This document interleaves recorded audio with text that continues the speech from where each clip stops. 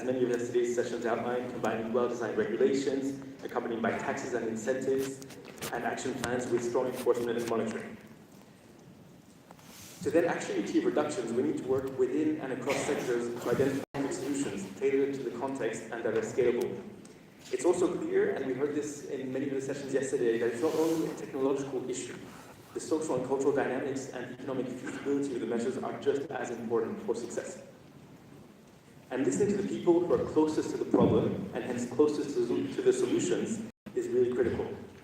We're glad to be starting a new project together with Germany and led by GIZ, the Southeast Asia Climate and Clean Air Initiative, or SICA in short, that aims to tackle the thorny issues of agricultural burning, forest fires, and waste burning in the Mekong region, finding workable solutions together with the farmers and with communities, and engaging the private sector and policymakers at all levels.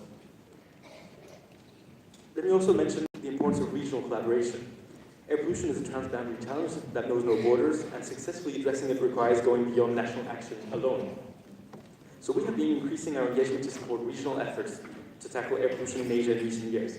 We're working with the World Bank, with ICIMOD, and with the governments of India, Nepal, and Bangladesh to strengthen air quality management analytics, governance, and cross-jurisdictional coordination across national and state levels in the Indo-Gangetic Plain, the region that is most affected by air pollution in the world. And through the SICA initiative that I just mentioned earlier, we stand ready to support ASEAN in its efforts to tackle transboundary haze pollution and implement its second haze-free roadmap. And together with Clean Air Asia, we're supporting regional knowledge exchange among Asian cities. I would also like here to recognize the leadership of South Africa and Dr. Patience Gwaze, who we'll be hearing from in a moment, in elevating air quality as a priority within the G20. This session and the programming at BAQ generally is very much in the spirit of the Cape Town Ministerial Declaration, which highlighted the importance of international collaboration to combat transboundary air pollution, and particularly encourage collaboration on regional clean air programs to share expertise and solutions. And finally, I want to underscore the importance of strong coalitions and partnerships to drive action. We need to engage all stakeholders, public and private sectors, civil society, academia, and a whole of society approach. A powerful example of such an alliance is the Climate and Clean Air Coalition, which brings together over 200 partners, state and non-state, which are all committed to the protection of climate and improving air quality through actions to reduce short-lived climate pollutants. Switzerland is proud to be a partner of the CCAC, and we have been one of the main donors to the coalition, contributing over $22 million since 2013. And let me highlight just two elements of the CCAC's current work, starting with its Clean Air flagship, which aims to galvanize efforts to accelerate clean air action. Today, the CCAC will be launching 2 new packages of sectoral guidance on road transport in the Air Quality Management Exchange, AQMX, vehicles emission standards, and inspection and maintenance of vehicles. These will complement to the transport guidance launched at UNEA 7 on fuel quality, and we'll be hearing more about them in the panel. In January, the roadmap to end open burning of waste in Africa was launched. And today, the CCAC is launching the Asia Roadmap, which is intended to create the enabling conditions to change behavior, policy, and practice to end the open burning of waste. And at COP30, the CCAC launched a super pollutant action accelerator to drive deep and sustained reductions in super pollutant emissions. A key mechanism here is to embed dedicated teams to enable coordinated national delivery in the countries. And several of the countries who are part of the very first cohort of this program are here at the conference and will be discussing their plans and experiences. In closing, the Better Air Quality Conference is also an excellent opportunity to forge new partnerships and alliances to drive the concrete action that we need and to finally unlock the barriers to action at scale. So here I want to thank Clean Air Asia, the Asian Development Bank, the CCAC, UNESCO and UNEP, as well as the Bangkok Metropolitan Authority and the Pollution Control Department of Thailand for bringing us together this week. We have an excellent lineup of distinguished policymakers, researchers, and experts for this morning's plenary. And so without further ado, it's my great pleasure to pass the word to Dr. Patience Gwaze, the Chief of the Directorate of Air Quality Management in the Department of Forestry, Fisheries, and the Environment of South Africa, for the first keynote address. Thank you.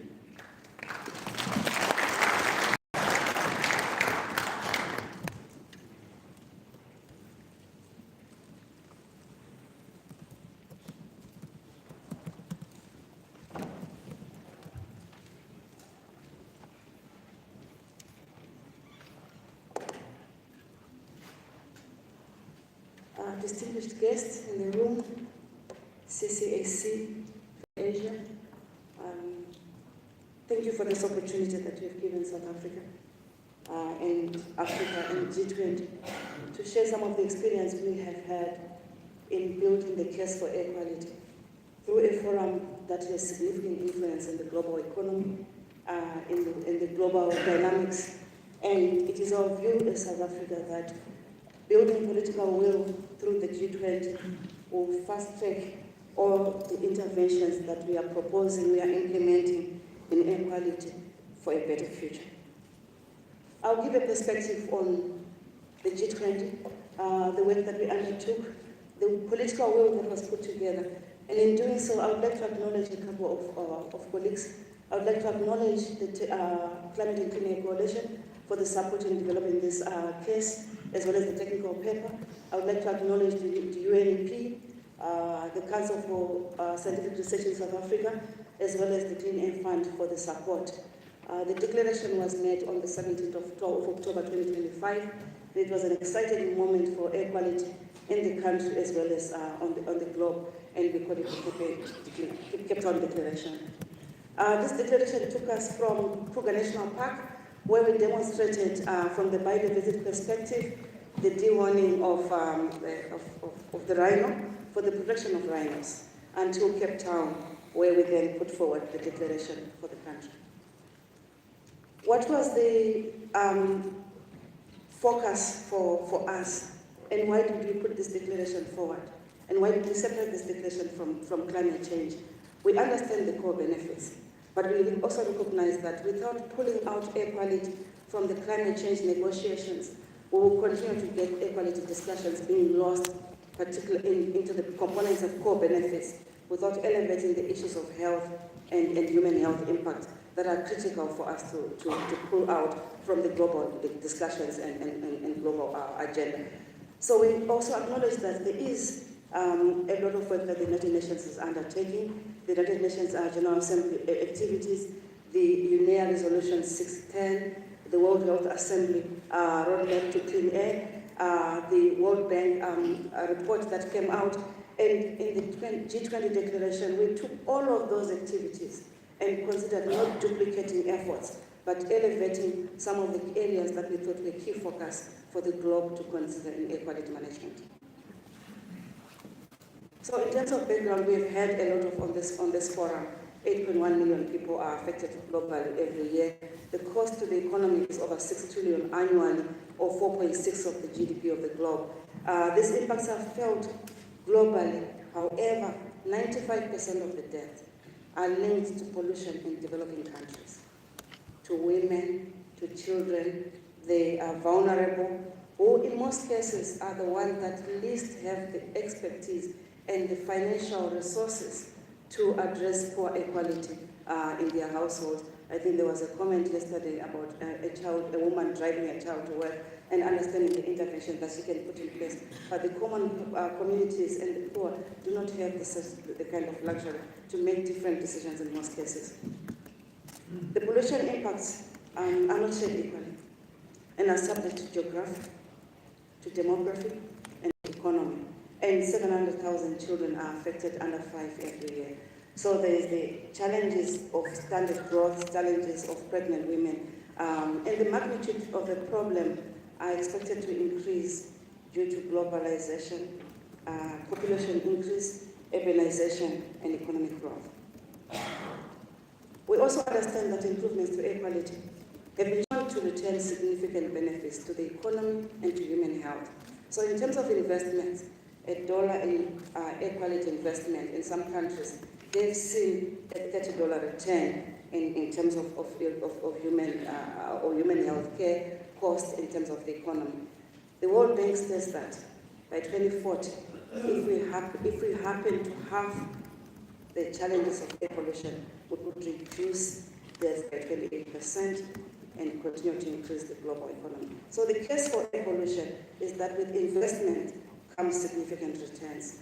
In the technical paper that we put together, we identified 4 challenges: transboundary pollution, access to monitoring and data, the challenges of capacity, the issue of funding and resourcing, which we have had many discussions yesterday. And we also then provided within each of the 4 components the countries that have put interventions in place through case studies, and how those interventions have been recognized, and to show that these challenges can be overcome through concerted effort. So the challenges that we have to deal with around cross-border pollution, where has it worked? It has worked in Asia, it has worked in Europe. It can work if it's implemented in other countries like Latin America and Africa. Air pollution knows no boundaries. Applying an Asian approach in addressing pollution is critical. We had the example from India yesterday through a separate engagement. Evidence-based collaboration, acting on all levels of government. Our governments have got multiple levels that create complexity, even though air pollution does not know any boundaries. The context of addressing measures, multiple pollutants through multiple sectors to address the problem simultaneously and looking for synergies. Harmonizing approaches, standards, policies where possible, and building technical capacity. We will recognize the challenges that many countries lack reliable data and reliable monitoring information. There's a lot of information available. It's a matter of integrating the information that we have to apply a range of available tools, focusing on incremental improvements. It's always difficult to take the first step, but once the first step is taken, it's now important to build on what we've done. Making equity information available. I think we had a session in another where we presented what South Africa has done in presenting equity information to be freely available to the public. Equity monitoring is an expensive exercise in terms of putting the resources, putting the infrastructure in place. But if this information is made available to the public, you can start seeing the returns from equality forecasting and others. Looking at issues of collaboration, issues of building in capacity from monitoring to modeling to alternative monitoring, introduction of low-cost sensors. Looking at investments in supply, in equipment, investment in maintenance, investment in technical capacity, and acting now on sources that we already know. What has also worked in building capacity, sharing best practices, and this forum is a good example of that, where multiple countries are coming together to share expertise, creating partnerships, and defining common goals, drawing on experience from all relevant stakeholders. And it's critical for that because the three spheres of government, for example, in our country, are not enough without bringing in the NGOs, without bringing in the private sector, and also bringing in business. Looking across jurisdictions. Insufficient funding. We acknowledge that air quality is the least funded environmental challenge, and yet it's the biggest impact on human health and the economy.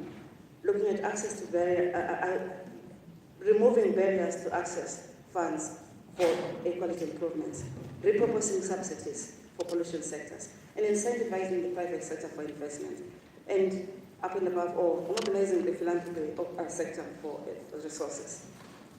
The recommendations from G20 were many, but having identified all the challenges that we have and looking at the case studies, we made recommendations for the G20 and globally to look at the support action for transboundary pollution, promoting emerging mutual beneficial and technical exchange programs and expertise, looking at increased funding, and I think yesterday there was a session to discuss on how can we break the barriers for funding of air quality programs, looking at the core benefits or looking beyond core benefits, and also addressing towards working for countries with the least ability to put resources in place. And this took us to the declaration, and in the interest of time, I will just leave the presentation for you to note. What was important for us was to recognize the UNEA resolution, to look at encouraging collaboration across Africa, Latin America, and the developing countries, to look at encouraging sharing of best practice and available technologies, promoting adoption of and fostering synergies among different policies and sectors, as well as looking at reliable ways of open information to all for all. We are convening a technical workshop soon. We want to bring and start putting action to some of the interventions and recommendations that we made. And it is the declaration that we have put together in South Africa and the G20 that we know is going to work on improving the global political will that must translate the action, that must translate the words to action through financing, through collaboration, and through capacity building. And we also look at supporting governments and organizations in developing countries, especially in developing countries, to prioritize and institutionalize clean air goals, from policy to monitoring to management and markets. And for that, I have to acknowledge the last slide to the discussion we had with the World Bank, which I thought was important to consider those elements. I thank you for your attention.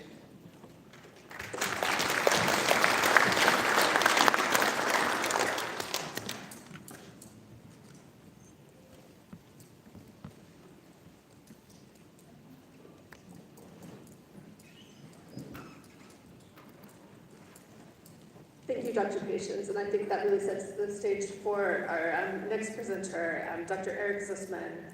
He's a senior policy researcher at the Institute for Global Environmental Strategies. He's going to talk about a bit further about breaking down barriers to action.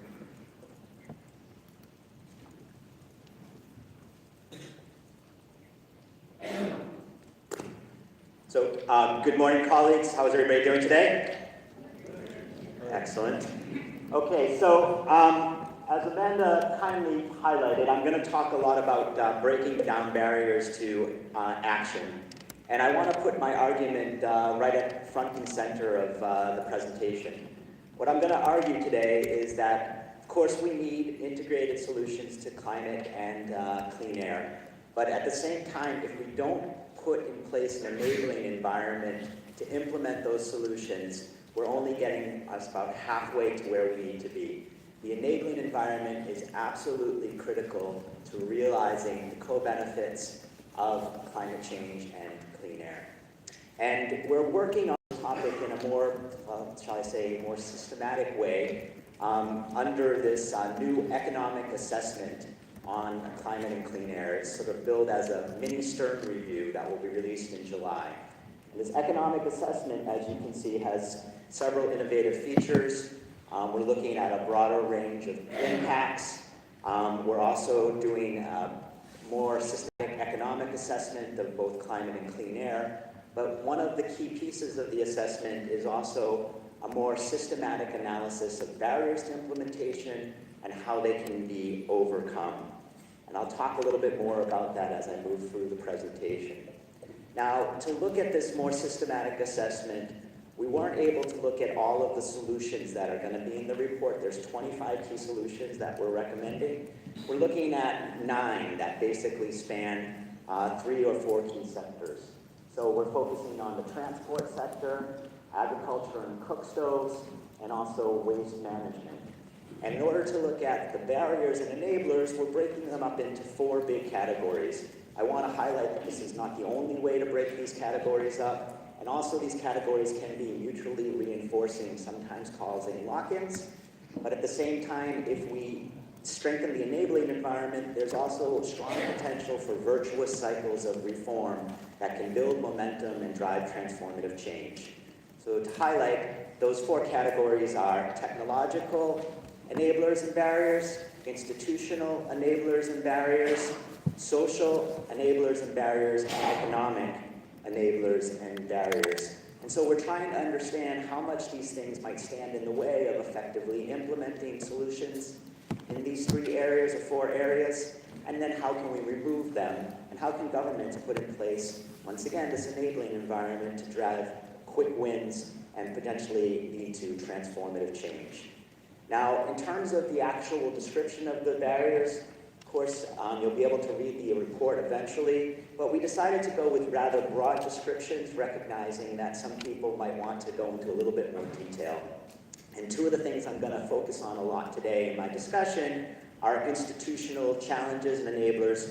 So we've talked a lot about the coordination vertically and horizontally, cross agencies, within agencies, and within levels and across levels of government. We've also talked a little bit about design flaws in policies, perverse incentives in policies, misallocated subsidies. So we're branding that institutional challenges. And then we have some of the social issues, which gets us into things, we're talking about just transitions and inclusivity. And so here we have the limited acceptance of different types of social and technological changes, and not necessarily a clear recognition of the benefits of those changes.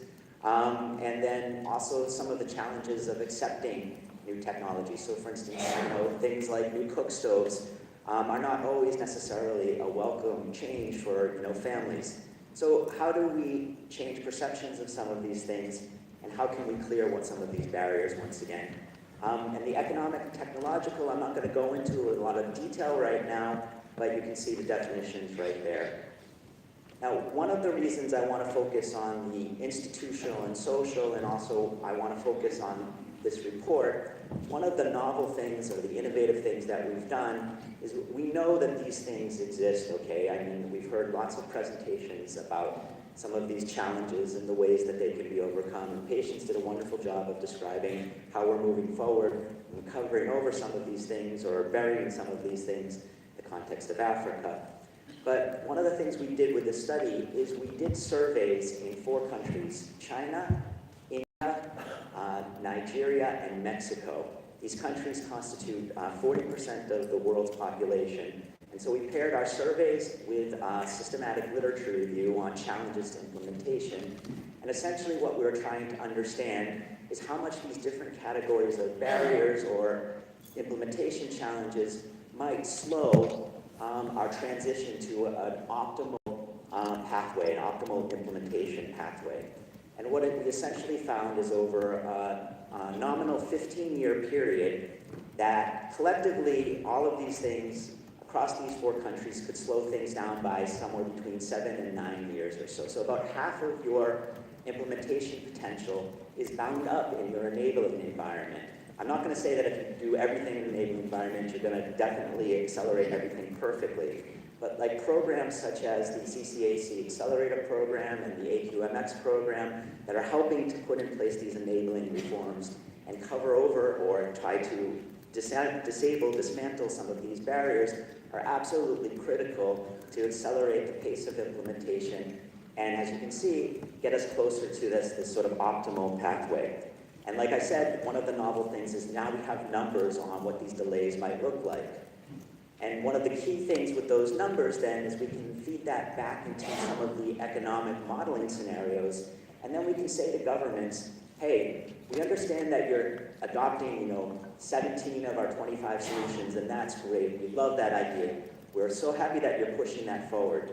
But at the same time, if you don't put in place essential capacities and the coordination mechanisms to implement these things, you're not going to capture the full benefits of what we're trying to do here.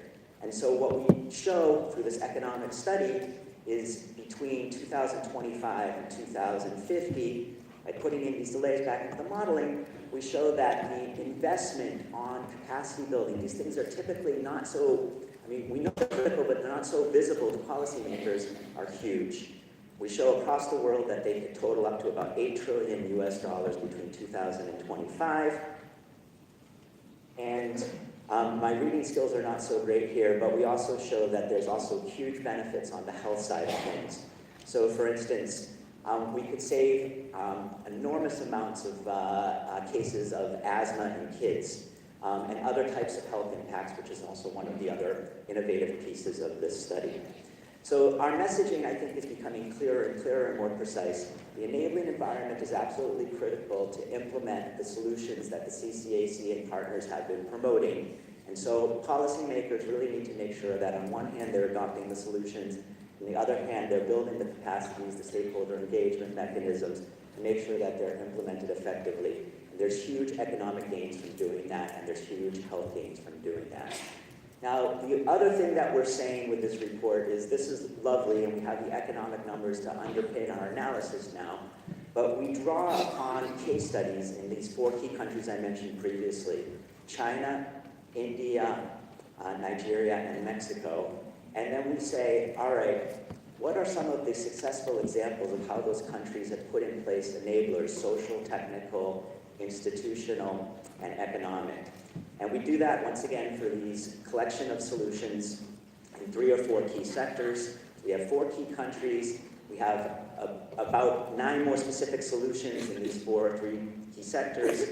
And then we point to specific examples of how countries have put in place key enablers. So here I'm just highlighting in terms of social enablers. We actually have a list of 8 targeted enablers for those: institutional, social, economic, and technical.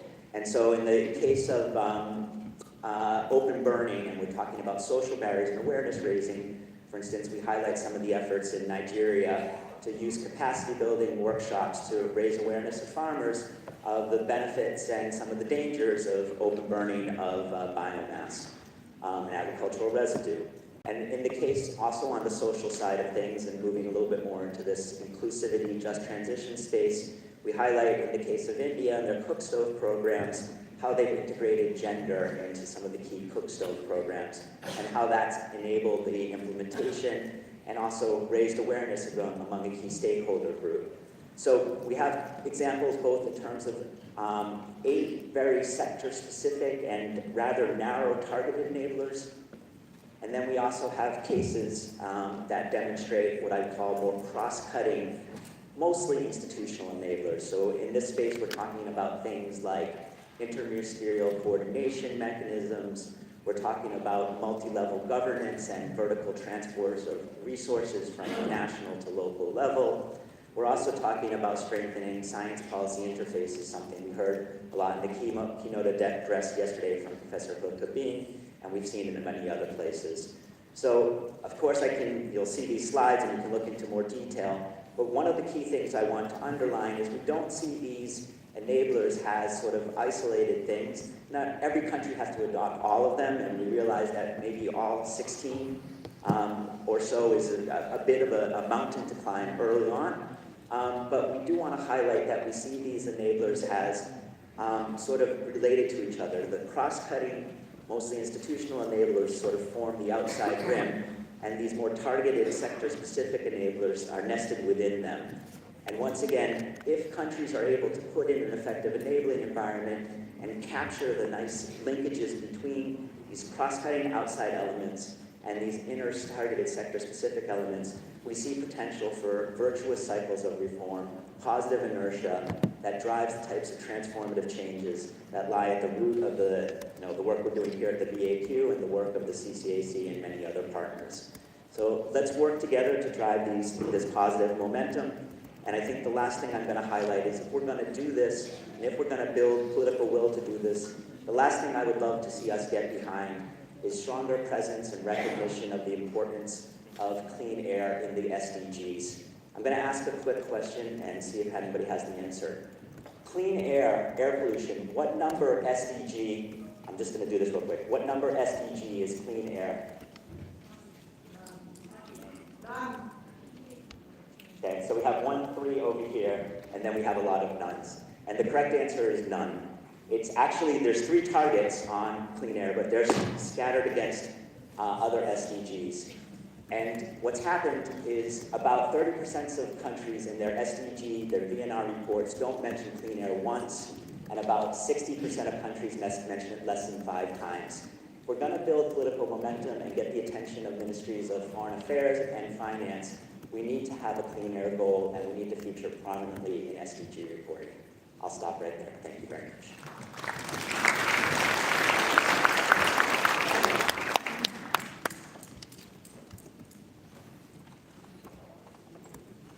Thank you, Eric. So now we have a really exciting panel assembled, and first I'm going to invite up each panelist in turn to make about a 5-minute intervention about some of the work that they are doing.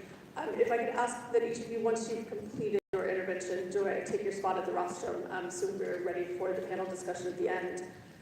First, I'd like to invite up Dr. Krista Hassenkopf, who's the director of the Clean Air Program at the Energy Policy Institute at the University of Chicago, EPIC. And EPIC's work was one of the things that informed the paper from the G20 and the ultimate declaration, so I think it's very exciting to hear what you've done.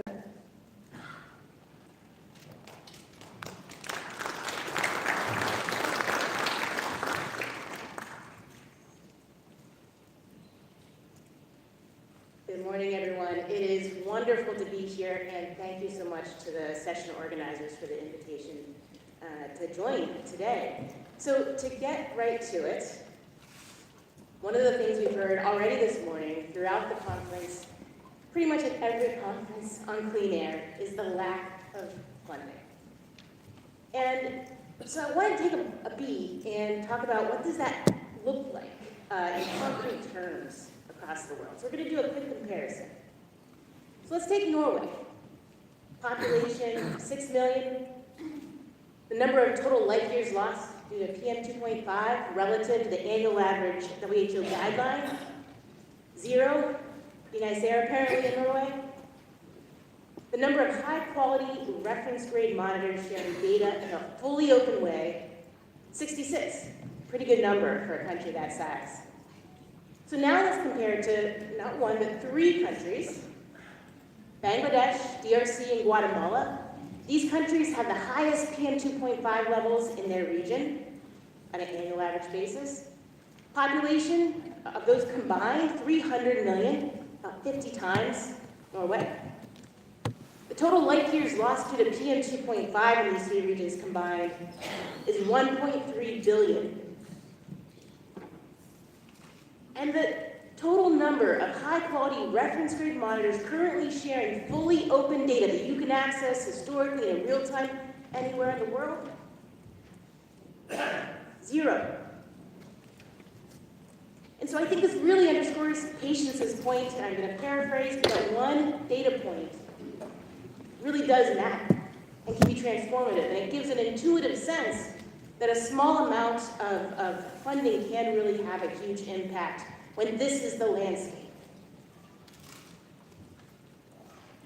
And so it's not just these 3 countries, it's actually many more. By our analysis at EPIC, I think there's about 83 countries where you could have a modest intervention where you're supporting high agency groups in countries to put up air quality monitoring with a plan to drive national level impact and have some success. And so if you look at these 86 countries, actually we know from Clean Air Fund data, if you looked at 46 of them, combined all the philanthropic funding that those receive, the total amount those 46 countries receive on an annual basis is less than $100,000, so a lot of zeros in there. Meanwhile, we know from research, so not just the intuitive case, but from research, there's a causal link between launching PM 2.5 monitoring efforts in places with very little or even no data, existing data in a region, and seeing a significant decrease in PM 2.5 over time, about 10 micrograms per cubic meter over a 5-year period. That's pretty significant. But let's say you're really skeptical and you don't think this is actually the case. So let's do a very skeptical back-of-the-envelope calculation. You decide to invest $100,000 a year in these 83 countries for 5 years, same time scale as what we think the research is telling us will see a difference. That's $41.5 million. And here's where the skeptical part comes in. You don't think it's going to work in all 83 countries. You think it's going to work in one. In my cookies. Oh, there we go. And you also think that in that one country, that relatively small country, we're going to pick on Sri Lanka, 20 million people, there's only going to be a small change, 2 micrograms per cubic meter in this intervention. So if you do that and pick the most conservative numbers you can and figure out what's the avoided health costs, how much could you benefit from this small intervention in one place where it actually worked and the other 82 it didn't, by my measure, it's at least 5 times the amount that you invested in that whole portfolio of 83 countries. And when I did this calculation again, I picked the most conservative numbers I could, and then I even divided by half to be like illogically conservative, just to be nice. And I recommend anyone else tries this to see as well what they get. But the point is, this is a philanthropic jackpot of impact potentially. So that's why we launched the EPIC Air Quality Fund about a year and a half ago to basically support high agency local actors to drive national level air policy change with open PM 2.5 data. These are our 83 priority countries. Wherever you see a gold dot, that's where we have an awardee. 31 awardees currently in 19 countries. And I had very high expectations of what folks would achieve, and they've really gone above that. I've been flabbergasted at what they've achieved in the last year and a half. Awardees have nearly doubled the number of active open air quality monitoring data points in Africa. 7 awardees have had a national level impact already. This includes the first reference grade monitor in Liberia, Gambia getting through its parliament legislation that will let it establish its first PM 2.5 standard or any air quality standards. The Ghana EPA is using the support to implement existing policy on the books. And so they're doing the dang thing, and we want them to do it some more. We want more people to do it. And so that's why today I'm so excited to share that we're opening up another round and a call for applications. And I can't think of a better group of folks or with a better network across the world to help us get the word out. So please let your colleagues know this opportunity exists. If you see anyone from EPIC around, we have cards to give out to share this information. So thank you very much for your time.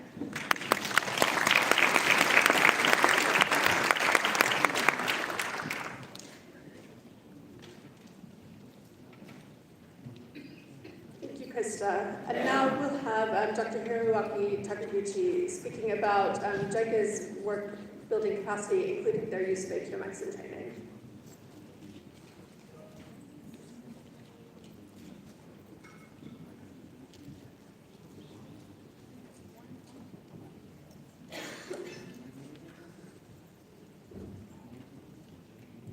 Good morning. My name is Hiroaki Takiguchi. I'm from Japan International Cooperation Agency, JICA. Today, I'd like to talk about capacity building, including use of AQMAX. As you know, in yesterday's plenary, the necessity of capacity building was discussed. So I'd like to follow up the discussion with my intervention. When we talk about capacity development, I think it operates three levels. First, the individual level. At this level, we focus on strengthening the competencies of administrative or personnel responsible for air quality management. Second, the organizational level. The objective is to enhance the management capacity of national and local government agencies in charge of air quality. Third, the societal level. This level involves clarifying the roles of different stakeholders, ensuring compliance with emission standards by business operators, and raising public awareness of air quality issues. To improve air quality in a sustainable manner, all three levels of capacity development are essential. Next, let me introduce JICA's key intervention at the individual level. JICA provides the Knowledge Co-Creation Program, KCCP. This was previously known as the training program. We changed the title because we learn each other. One KCCP focuses on air quality management. I serve as the coordinator of the program, and this is a one-month program held annually at JICA Yokohama. We invite participants from central and local governments in developing countries as well as research institutes. In the program, we request participants to develop an action plan addressing air quality issues in their countries. In the program, I encourage participants to use AQMAX when they develop their action plans. This is the slide I used in the program. I think AQMAX is a very useful platform for gaining knowledge and practical insights on air quality management, and many participants find it valuable when designing their action plans. Next, let me touch upon our efforts at the organizational and societal levels. This slide shows the objectives of our technical cooperation projects in Asia. As you can see, capacity development is a top priority across all these projects. We work closely with national and local governments to strengthen institutions and systems for air quality management.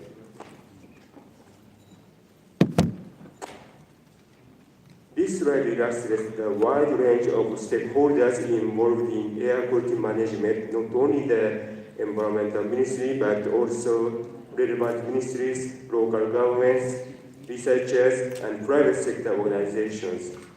Improving air quality requires coordinated actions by all these actors. Here is one example from our project. In the PM 2.5 project in Thailand, we organize seminars and training sessions for stakeholders to strengthen their technical understanding and institutional capacity. I will stop here. Thank you for your listening.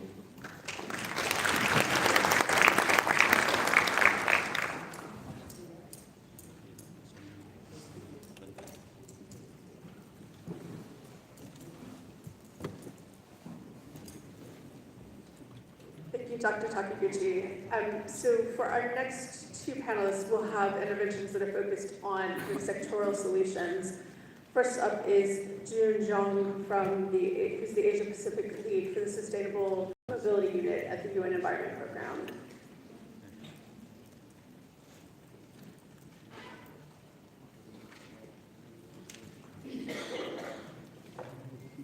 Good morning. I would like to begin by thanking the organizers and colleagues at CCAC and PENARY Asia for convening this dialogue. I have 5 minutes to actually give you a snippet of the work that UNEP has been doing in Cambodia, supporting the implementation of more stringent vehicle emission standards, as well as by looking at also beyond this emission standards, issues of used vehicles, management, which I would not be able to delve very deep here. But just wanted to note that this work has been largely based on collaboration between the CCAC, of course, but also technical support from UNC colleagues and PENARY Asia colleagues as well. There is a little bit of issue with the slides, but I can already begin by talking a little bit about where we are with in terms of the status of the Cambodia. Cambodia's vehicle fleet is expanding rapidly.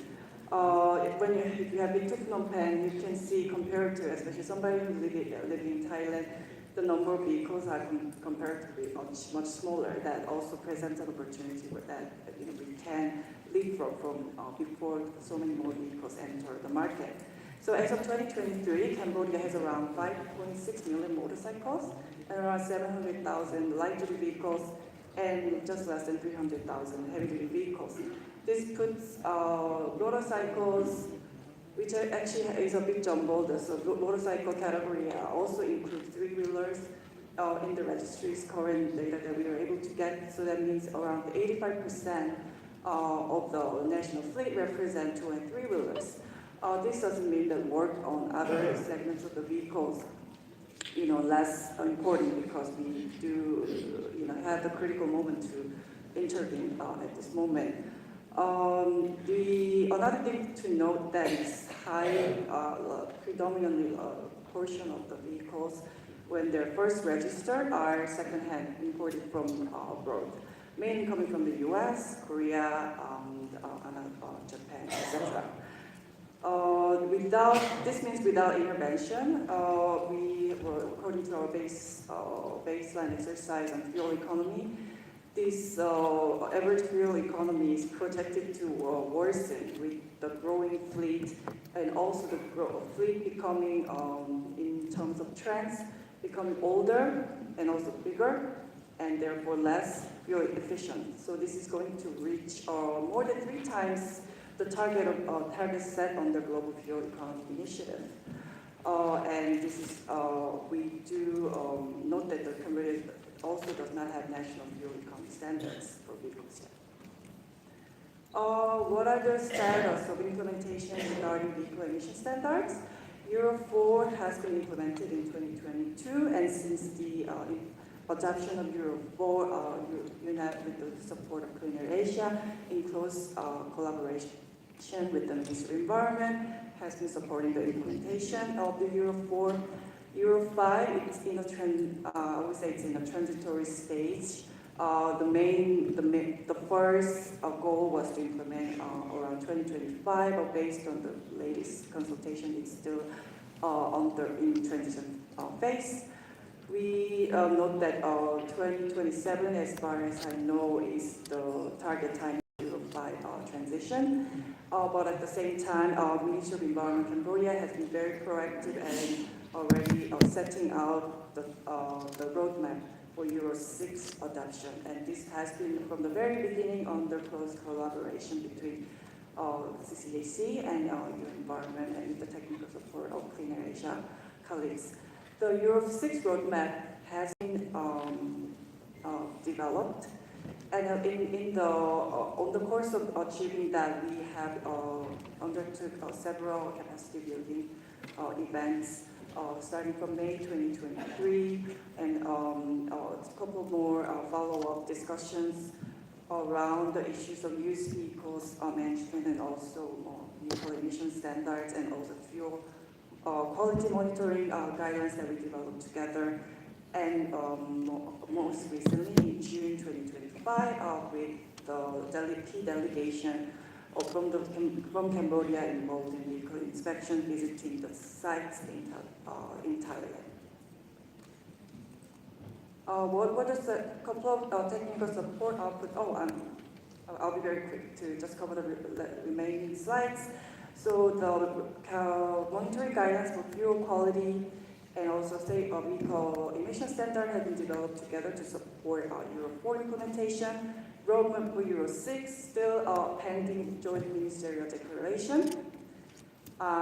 This is why we are excited to announce that with the new CCAC support and the continuation of the successful partnership between Clean Air Asia and UNEP, we are about to launch another journey to really push towards the remaining step, capacity building opportunities, and also additional consultations that are really needed to make sure that all the stakeholders are aligned towards the adoption of Euro 6.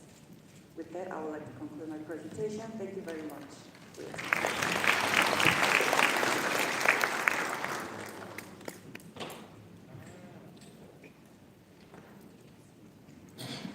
We'll have Ms. Miho Hayashi, who's Program Manager at the Institute for Global Environmental Strategies, talking about the launch of a roadmap for eliminating open waste burning in Africa and Asia.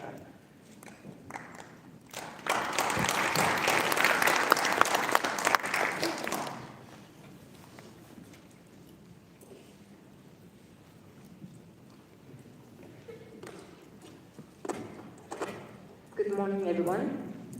First of all, I'd like to thank CCAC and Clean Air Asia for inviting me and speak about the project we have done with the fund of CCAC today. My name is Miho Hayashi. I'm a program manager from Institute for Global Environmental Strategies. So today, actually we haven't heard a lot about the waste burning. We heard about agricultural crop burning, but today I'm going to talk about the burning of the municipal waste. And then I'd like to show some numbers for you to easily understand the significance of the impact. The first, 256 million tons of waste is burned annually in Asia. And then out of that, most of part is burned roadsides, backyards, and streets. And then the small portion is burned in a dump site, but even though it's small, the toxicity level is quite high because lots of materials, elements are burned, dumped in a dump sites. 62% of the global black carbon emission is actually generated from Asia. And then if you talk about the CO2 equivalent, 249 million tons of CO2 emission is generated from Asia through the open burning practice. And 82% of the premature deaths global is also occurs in Asia from open burning practice. And then you can see from these numbers that how significant it is, the issue of open burning of municipal waste.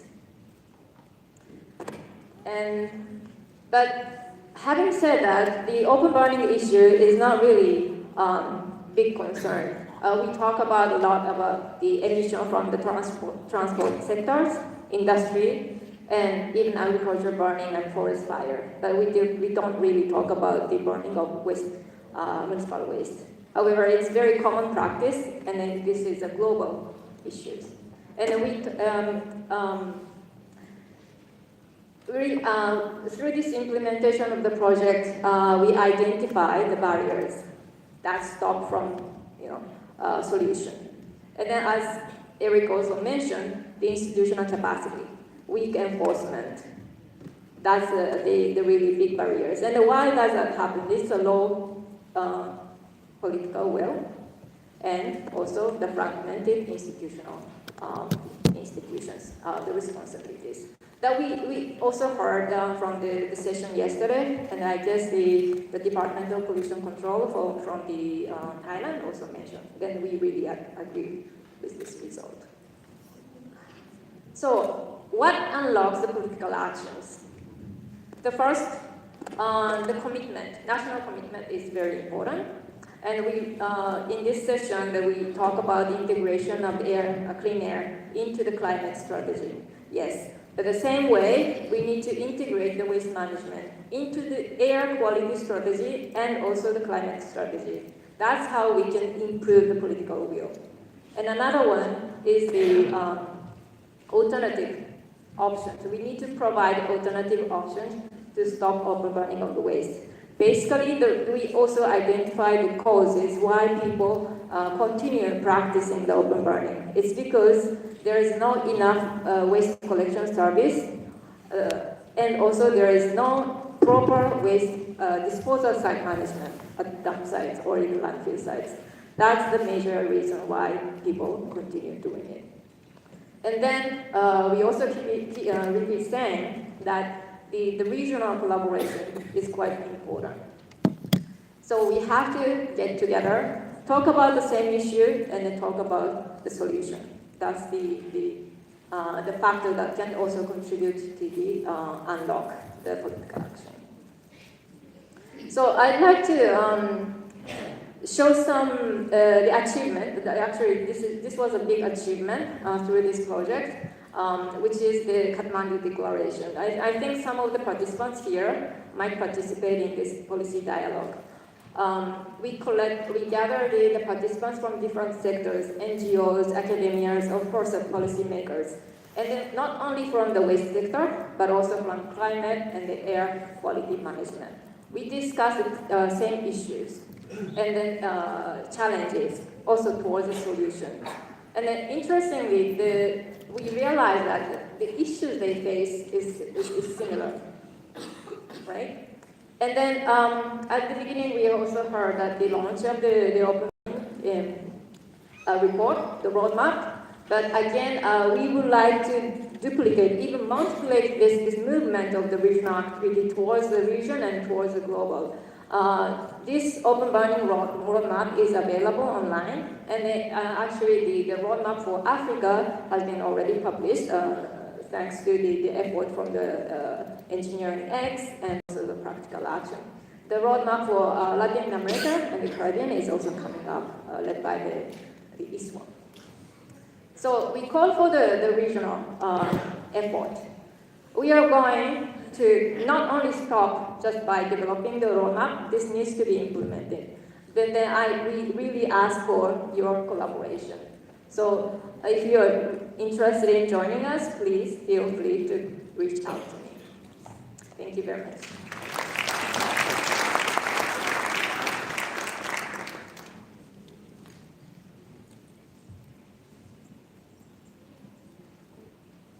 And for our final panel intervention, we've heard a bit this week already about the benefits and effectiveness and efficiency in integrating climate air quality policy. So we'll have Dr. Zhang who's a research associate at the Chinese Academy of Environmental Planning, to speak about China's experience in finding synergies between air pollution control and climate change.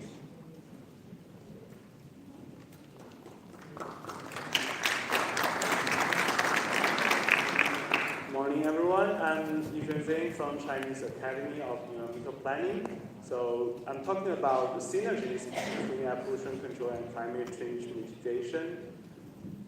First is that why we need co-control. Here's China's answer. We got air pollution, despite that we have already done very good progress in reducing PM 2.5 levels. And also we are facing pressing issue from climate change. So from the political level, we now got the Beautiful China initiative, and also we have the carbon pledge to peak and to reach carbon neutrality. So the synergetic control then become very important in China's policy framework. Now in China, we use the coordinated efforts to reduce pollution and carbon emission as the steering wheel to leading the green transition of the national economy, which place these efforts on a very high level. And then the question is that why we can do co-control? Because in China now, based on our analysis, nearly all SO2 and NOx emissions, half of the VOC's emissions, and about 85% of primary PM 2.5 share same sources with CO2 emissions. So if we do some actions from the root, such as we close factories or we remove diesel trucks into electric vehicles, we can directly reduce air pollution and CO2 emissions simultaneously. So same emission source serves as the scientific basis for this synergetic control. If we want to do co-control, the first thing I think is to quantify synergetic levels. So what kind of measures we can apply for co-control is very important. Let's take the transportation sector in China as an example. We have many policies implemented during the past decade, including the strengthened emission standard and fuel quality, phase out of outdated vehicles, improve fuel efficiency, and also promotion of electric vehicles, and also change the diesel truck-based rate to railway or waterway-bound rate. But how we can evaluate the impact of different measures on different policies? Here we provide a tool that is called Synergy Index. We integrate two dimensions. One is air pollution-related health benefits. One is the greenhouse gases abatement associated with specific measures. Together, then we can evaluate the synergy level of each measure.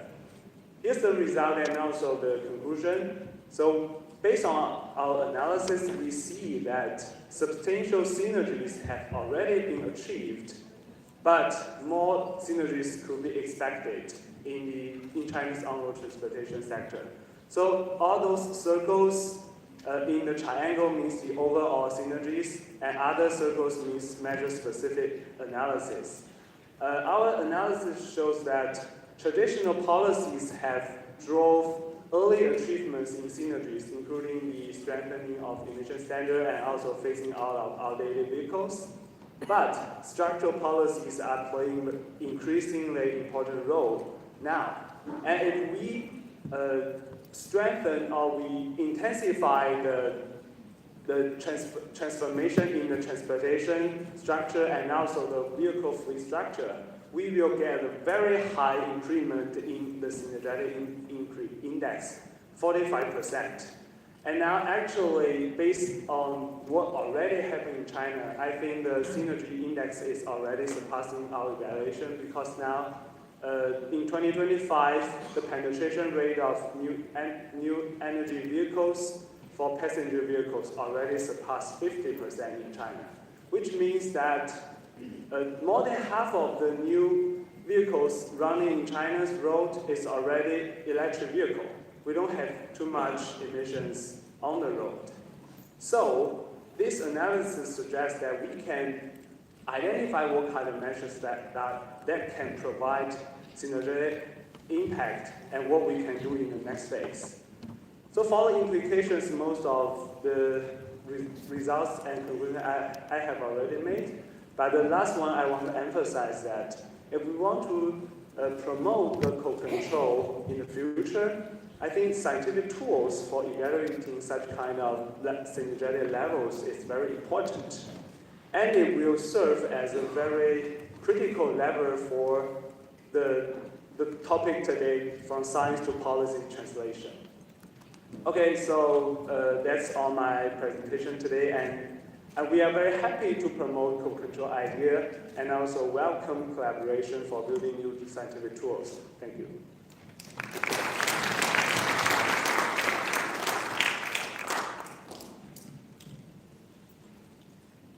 Thank you so much. And now I'd like to ask Eric and Philippe if you could return to the stage, and we'll hand over moderation of a discussion of the panel to Dr. Patience Blase.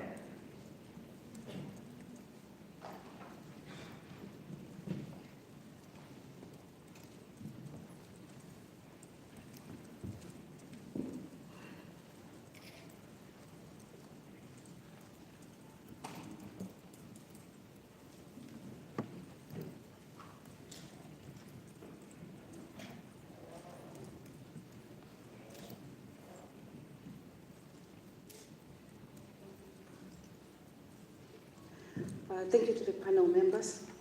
I will be asking a set of questions for your intervention. I will start with Philip,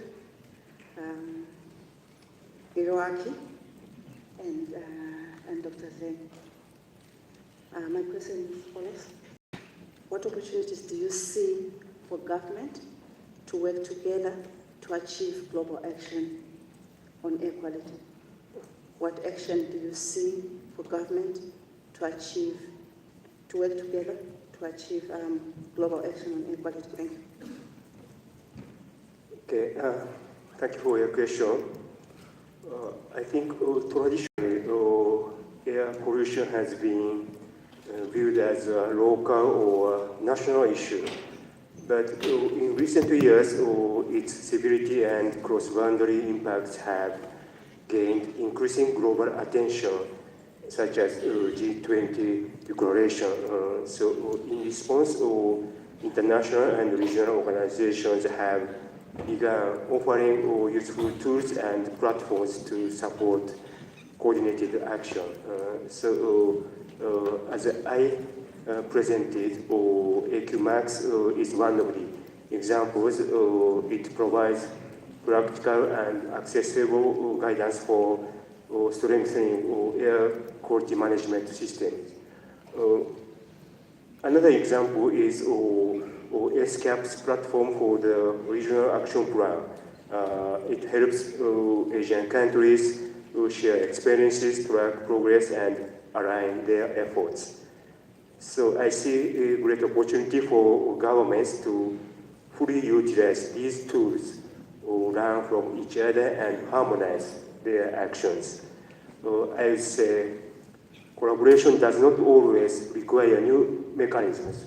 Often it starts with making better use of what already exists. That is my response to your question. Thank you. Thank you very much. Felipe? Sure, thanks for that question. And I think perhaps the good news is that there are many, I would say there are many opportunities for governments to work together, and there's a whole menu of options with different geometries, also different degrees of formality. One possibility, of course, are bilateral cooperation projects, like we've had from Switzerland with India, with China, with Mongolia on air pollution. Also fostering South-South cooperation, which we've been doing among countries in Latin America on air pollution, looking at transport emissions, for example. And then there are also more formal ways of collaboration, of course, and this depends a bit on the region you're in. For us in Switzerland, one for working internationally on air pollution has been really critical, has been the United Nations Economic Commission for Europe Convention on Long-Range Transboundary Air Pollution. That's a mouthful, LRTAP in short, which also has 7 protocols, so that's then a formal convention that brings together, I think it's 51 governments working on air pollution. Here in Southeast Asia, ASEAN has a transboundary haze agreement with then a whole institutional structure under that. The colleague from BAQ just mentioned also with UNESCO, the RAPAP platform. So here, also bring together member states, and then I would just mention Thailand has also initiated, for example, in terms of sub-regional collaboration, a clear sky strategy. to its neighboring countries, with Laos and Myanmar, so bringing the three countries together to work on these shared priorities in terms of agricultural burden, for example.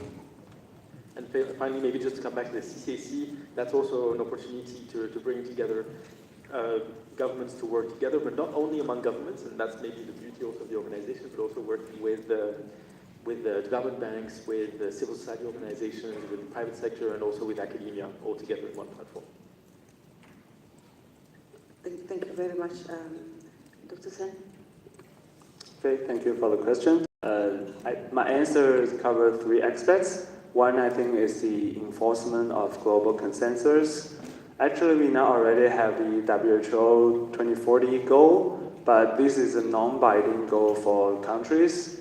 I think one very straightforward work we can now do is that if countries are interested or countries think that air pollution is very important, they put this global consensus into the national binding constraint on their policy formulation, which I think will be a very good prerequisite for the global air pollution control.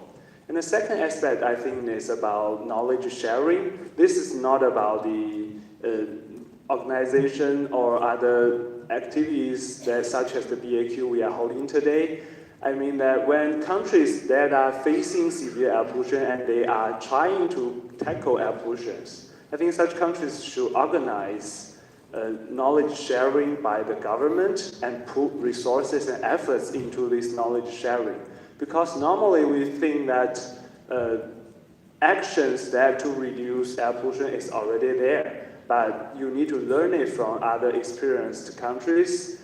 And if you choose the wrong way without experience, then your investment will be much higher than organizing such of data sharing activities, knowledge sharing activities. And the third aspect, I think, is the tool sharing.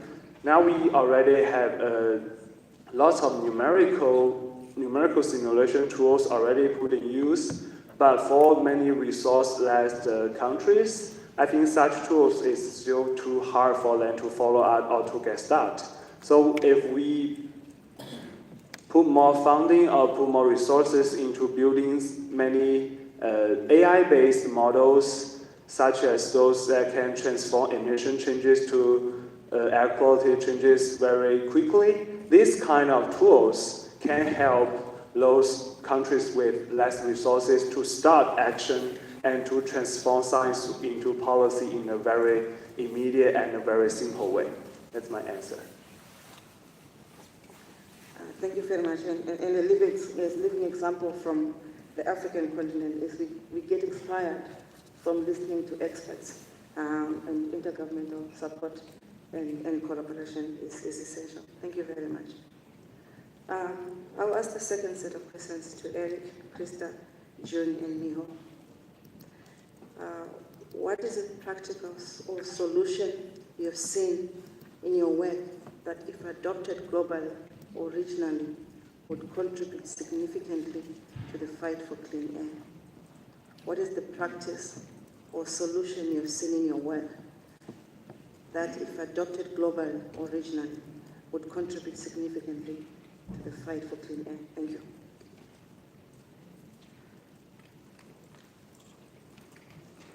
Thanks for this excellent question. I'm gonna point to three things, actually. Okay, so the first one, I just want to reiterate what I said at the very end of my presentation. I think the SDGs discussion needs to feature clean air, and this is because these are the people that are determining how budgets are allocated are paying a lot of attention to the SDGs. And you know, they're using the SDGs in some ways as markers for how they're allocating funding. So I really want to push very strongly at the global level for greater recognition of the importance of clean air. We started very slow on the clean air campaign for the first set of SDGs. They're going to start up in 2027, so I think we need to move there actively now. Then in terms of actual practical solutions, we talk a lot about capacity building. I think we really need to put an adjective in front of that and say sustainable capacity building. I think we do a lot of workshops, we do a lot of training, But making sure that capacity sticks, I think, is absolutely critical. And so in addition to the trainings and workshops and whatnot, I think we need to get a better sense of how to embed people in different agencies, both from the international community, working directly with the ministries of environment, ministries of finance, and then I think we need to also do a better job of taking people that are working in those ministries of environment and finance and bring them out to the international organizations so they can understand how to develop funding proposals and some of the more technical elements. So those types of sustainable capacity building programs I think are absolutely essential, and they have to happen not only at the national level but also at the local level where capacity elements tend to be most limited. And then I think the third thing I want to say is a greater cooperation between ministries of finance and ministries of environment. And I know you asked for practice, but this is a sort of future practice. One of my challenges, I think, for the BAQ for 2028 or 2029 is let's have a target of maybe 5% of the audience should be ministry from the Ministry of Finance. These are the people that are allocating resources, and we see that the budgets and the resources to actually do the things we want to do are not necessarily there. But I think we're building a stronger economic case for those allocations, and I think that type of collaboration is critical. Thank you very much, and there's a challenge to BAQ for 2028, 2029. Thanks for the question. So this is a question that's been on my mind, not least because when we started this session, I believe BAQ folks had put up a survey for funders and for folks who might have ideas for projects. So I'm really excited to see the results from that. It's also on my mind because we're working with Clean Air Fund to better understand the opportunity landscape of projects that could be attractive to a particular type of philanthropic donor, one who is currently not in the space. I think there's a lot of opportunity there to do that if we do more outreach and have some projects in mind that would be good stepping stones for those types of donors for that work. And in particular, something that's been on my mind, and I think echoes some of Eric's thoughts around capacity building, and it's something I heard from patients actually earlier this week in a pre-conference session, was around the question, what would a BAQ look like, for example, on the African continent? Something that helps make all of our parts be more than the sum. And I think that's a great question, for example, on the African continent. And there's existing efforts like the Africa Clean Air Network and the Clean Air Forum. What do those look like with greater support and sustainability? And that's an existing effort. What could we do more there? That's, I think, some low-hanging fruit. Thank you very much. BAQ for Africa. Thank you. June? Yes, thank you. I think with this audience, I don't have to argue that transport is the source of emission, large portion of, if not the largest source of emissions in many countries. So working particularly on this, UNEP is also supporting through our global electric mobility program many countries with its transition to e-mobility, but also what we continue and traditionally have been always focusing on is fuel and vehicle emission standards. And this we have achieved, I think we can say that we have achieved quite a lot on the Global Circle campaign. Also was through the support of PENARY, the Climate and Clean Air Coalition. We have set a target for each region, and for Africa, and at some point for Asia, this was minimum Euro 4 vehicle emissions and also fuel standards. We can say that we have achieved that. Now this is the mainstream, more than for quite some years for this particular region. And now we can already say that Cambodia is already being very proactive about looking at Euro 6 standards, and also in transition stage, and we already know that Vietnam and Thailand have moved towards Euro 5. So this is a continued work area definitely for UNEP. And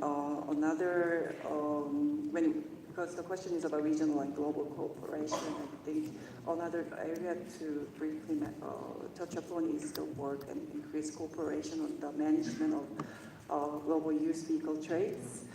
In fact, I have been in touch with a couple of colleagues at JICA also on this issue because Japan is one of the biggest exporter of used vehicles. Our standpoint is not really about an outright ban of promoting an outright ban of used vehicle imports, but rather how we bring together countries to make sure that these vehicles, secondhand, that are traded are safer and cleaner, and what can be done before they leave the countries of exports, but also after they have arrived the port of entry. So these are some of the actions that I think we have been working on and can continue to work on globally and regionally. Thank you. Thank you very much, Miho. Yes, so I would like to respond based on the practical experience in Kathmandu. Just I made a presentation about Kathmandu Declaration, where we collected the people from different sectors, and then I would say this was the great successful moment where we got together from different sectors and then discussed the same issues. So we understand that we face the same similar issues, similar challenges, and then also we identify the similar impact. And then why not sharing those information? Why not sharing this data together?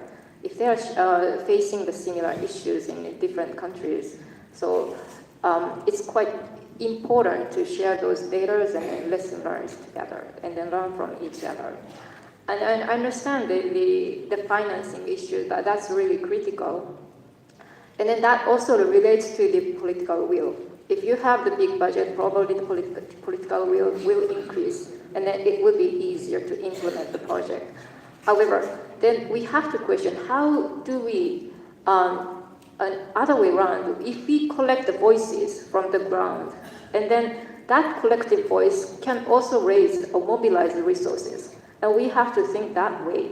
And so what we are going to do now on is, for example, in South Asia, we approach SACET, which is the South Asia Cooperative Environmental Program. It's an international governmental organization. And then they actually agree with our idea and then tackle these open burning issues. So like this, we need to get together and understand the priority of other people. If we understand the priority of the other people, and then we can use the same language.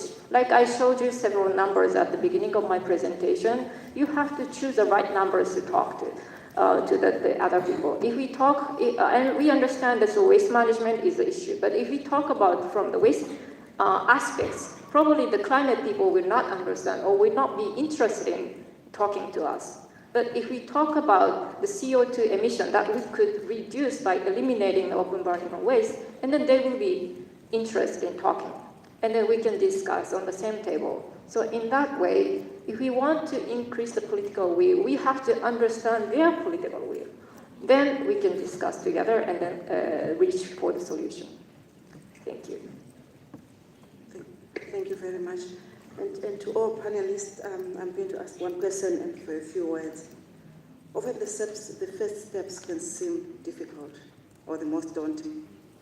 What advice would you give to policymakers as the most important first action they can take in addressing air pollution?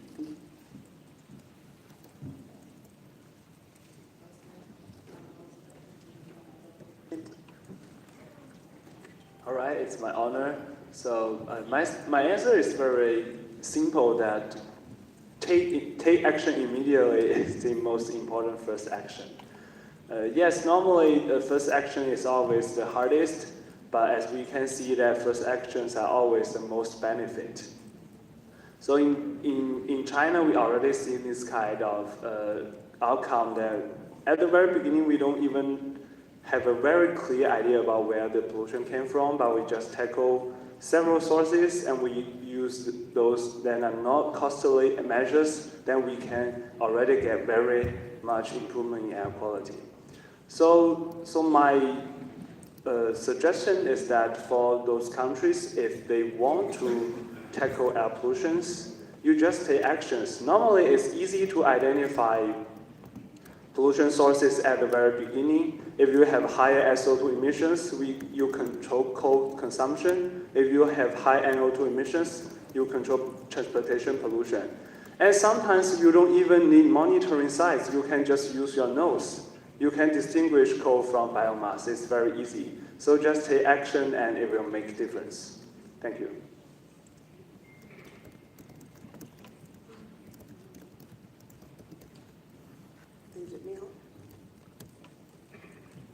Yes, I just mentioned that we need to understand each other first. If you need to work with a different sector, because our focus is different from the others. So the first step we need to take is to understand each other and then look at this issue from different perspectives, different aspects. And if we understand that the different aspects, then we will be able to find a solution together. Thank you. June? Yes, thank you. Actually, my response to this question will be in the similar vein to the previous respondents. Is that one would be act now, second would be work together.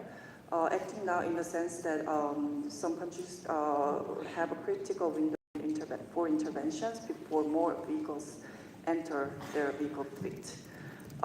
When countries like Cambodia, for example, which is a growing economy, and we are projecting to see a lot of vehicle growth, and if unmanaged, if we, without proper handle on what types of second-hand vehicles they are allowing into the countries, what are some of the measures that can put in place per vehicle category in terms of vehicle, efficiency standards?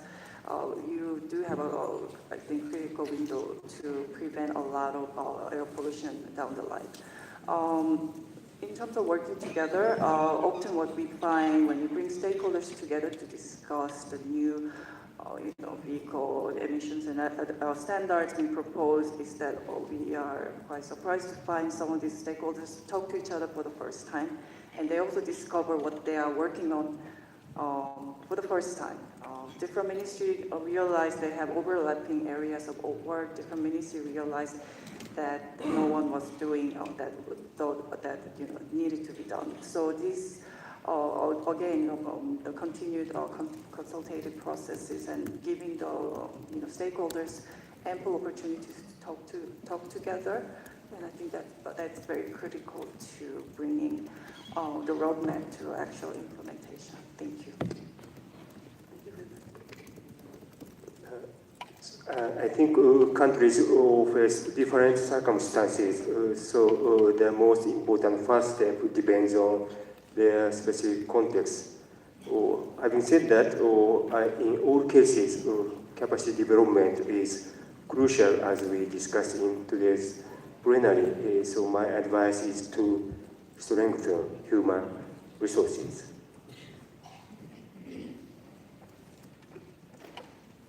So I totally agree with your comments that it's going to depend, of course, on where someone is with their clean air policy evolution in a country. But in the cases where that open data threshold has not been crossed, can be a big initial step.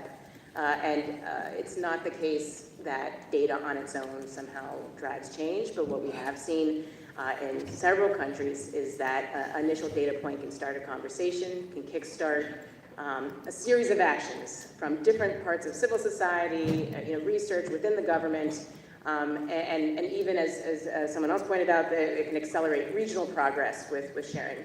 We've seen this in the Gambia that started off with a monitor that they got donated 3 years ago from a company. It led to a conversation with the government. The government took on the instrumentation. That led to this legislation I had mentioned around PM 2.5 air quality standards in the making. And now they're working with that data that they had originally put to work with the Ministry of Health on, mitigation of hotspots. So it started with that one data point and led to all this other work, and that seems that much more beyond the initial group that started that data. So it can be a waterfall effect, and I think that's quite powerful.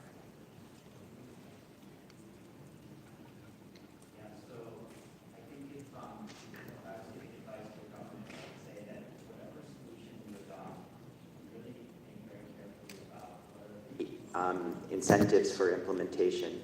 The political incentives, the economic incentives, the reputational incentives, and you need to think about how those incentives are structured, for the politicians that, some countries are getting elected, some countries getting elected, the bureaucrats that are designing the policy and implementing the policy, the on-the-ground stakeholders that are operationalizing the policy, and then the people that are affected. I think when we think about those incentives and who wins and loses from those policies, then we can think about, how to create mechanisms for folks that might lose from the policy and compensate them.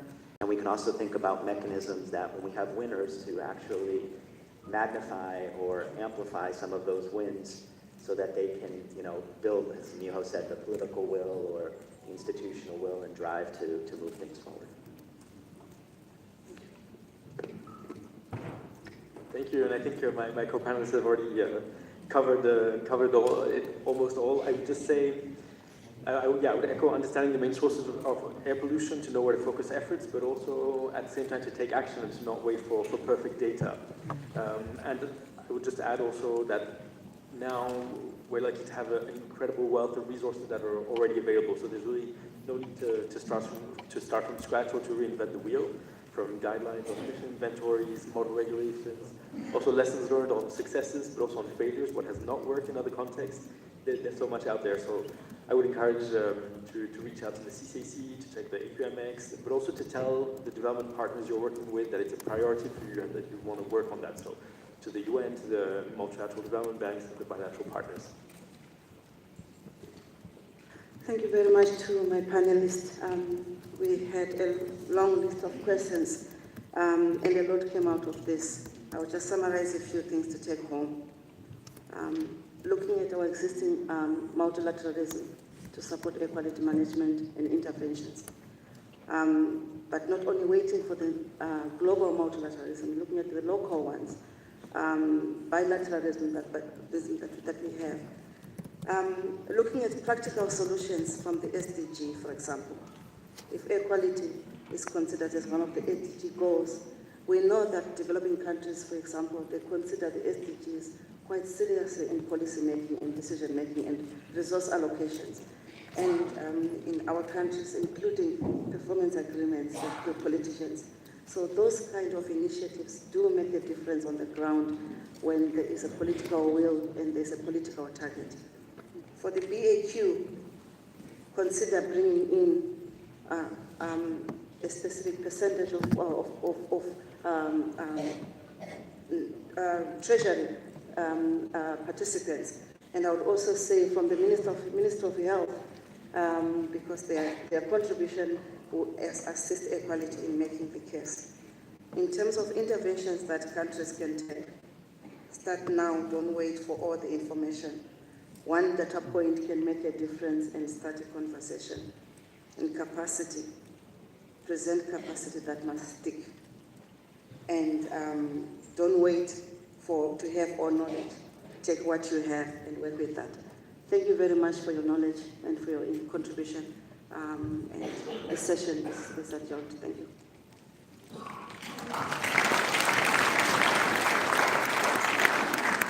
Thank you very much to all of our speakers and panelists for the Driving Action and Solutions plenary. At this juncture, ladies and gentlemen, we will now be having our coffee break just outside of this hall. Again, Science and Solutions exchanges will be happening right outside at the exhibition area over coffee and snacks. We highly encourage you to check them out. And please be back promptly by 11 a.m. for the Breathe Cities special session. Breathe better, what leading cities are doing differently. See you in a few minutes. Thank you.